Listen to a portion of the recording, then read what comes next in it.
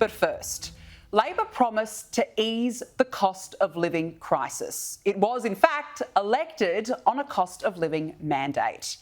Yet, here we are at the end of another parliamentary sitting year. And what has changed? Well, nothing. So I almost spat out my coffee this morning when I heard the Prime Minister appear to reveal his new slogan for the next election. And my government has always been focused on making Australians' lives better. The number one priority of my government is to continue providing support. My message is we have your back. I mean, you've got to laugh at that one. If Albo says he's got our backs, we better turn around quick smart. If this is the campaign slogan they are running with, it is dead in the water before it's even begun. Because Labor has made the cost of living crisis worse, and it continues to get worse.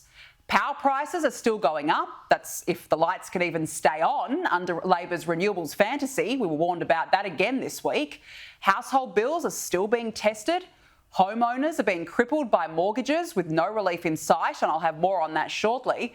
And Labor is now presiding over the longest household recession, with GDP per capita going backwards for the past 6 quarters in a trend that exceeds any period in the past 50 years.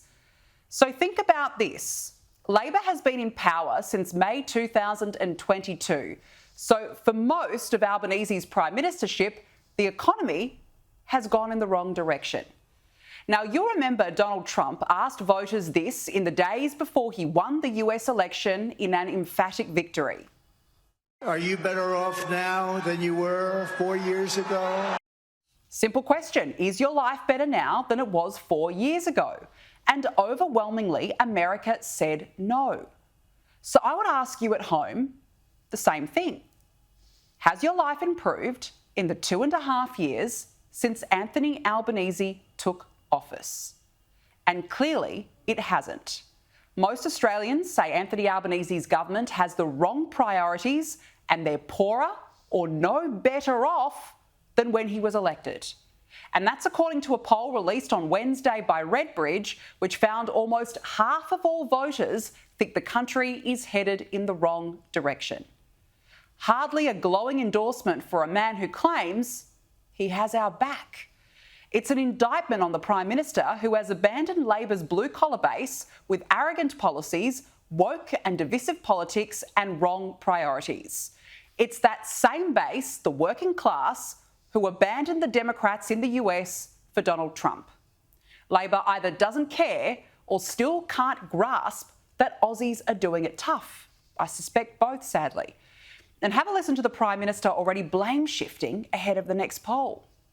We understand the pressure that people are under as a result of the global inflation surge. The first challenge of dealing with immediate issues that we're confronted with, the cost of living pressures due to global inflation, decisions of the High Court. You have to deal with things as they are, but always focused as well on the horizon, always looking out at that and where we want the country to go.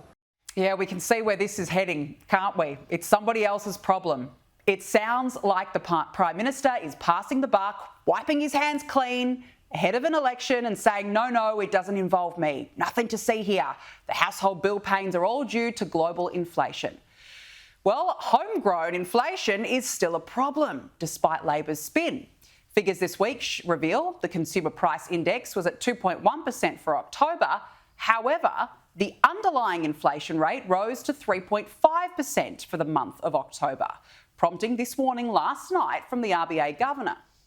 But despite the decline, there is still some way to go before we return inflation sustainably to within our 2 to 3% target range. All the while, the ANZ Bank has become the latest to say the Reserve Bank won't cut rates until May 2025. So more months of pain in store for mortgage holders. And it starts with record government spending. At the same time, Big Australia got even bigger. A record 1.15 million migrants have come to this country since Labor came to office. Power bills have risen more than 20%, and the list goes on. All at the expense of families, all at the expense of household budgets, despite, of course, this election mandate. Labor's plans for cheaper childcare, cheaper power bills and more secure, well-paid jobs are aimed at easing those cost of living pressures. Well, what you can do is have a plan to address cost of living issues. The thing that people are constantly raising with me is the cost of living. Cost of living pressures. Yeah, and what have they done? Nothing. It's something the Coalition has reminded us of again today. Australians tonight, they won't be able to put food on the table, and so I don't think there's anything that's been done this 2 weeks that's resolved that in any way, shape or form. And at the same time, we are ending the year with no plans to keep the lights on. This week's heat wave seems to have gotten to Chris Bowen's head. He appeared to suffer a public hallucination days away from the start of summer. Now, I say heat wave lightly as temperatures reached mid-30s for parts of Sydney. Yet we are told in New South Wales not to use household appliances between 3 p.m. to 8 p.m. to ease pressure on the grid and avoid blackouts, aka at dinner time, when kids are hungry, when families are busy. As if we are living in a third world country. And I repeat, summer has not even started yet. Yet here we are in 2024. We have an abundance of coal and gas, and Labor is plunging us into the darkness and into oblivion with this renewables fantasy. And old mate Bowen blamed coal, a resource he has been trying to get rid of in the country, all the while can't seem to explain when our power bills will come down.